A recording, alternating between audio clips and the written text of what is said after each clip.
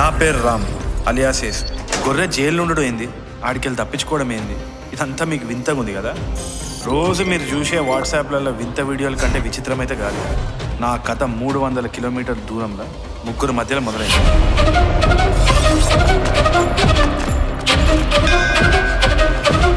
మా గుళ్ళో కళ్ళు తాగి మా దగ్గర జట్కా ఇచ్చింది, తిరిగిచ్చే ప్రసక్తే లేదు.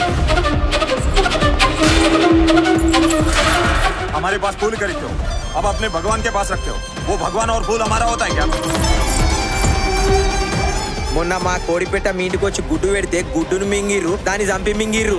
అది కరెక్ట్ అయినప్పుడు ఇది కరెక్ట్ కాదా రఫీక్? బ్రేకింగ్ న్యూస్ చూస్తున్నాము. ఒక గ్రామంలో 2 మతాల మధ్య చిచ్చు పెట్టింది గొర్రె. గొర్రె మీద కేసా? ఎవడా కేసు పెట్టిన గొర్రె? జైల్లో పెట్టిన గొర్రె రాత్రంతా పడుకోలేదు. ఆ గొర్రెని నాకు బలివ్వకపోతే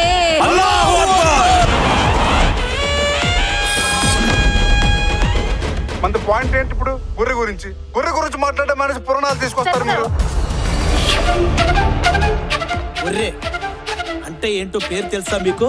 యేసు. మనం బతకడం కోసం వాటిని చంపేయచ్చు, మనది ఆకలి. మరి అవి బతకడం కోసం మనల్ని చంపేస్తే అది ఆత్మరక్షణే కదా sir. News is non sense నాన్న.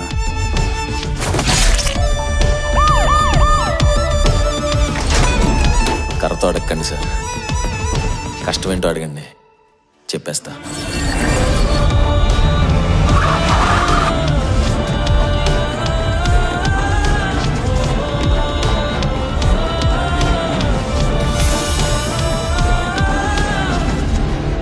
నేను మన ఊరి పేరు టీవీలో వచ్చేటట్టు చేస్తా. అంటే నువ్వు కూడా యాక్సిడెంట్లో పోతావు బావా?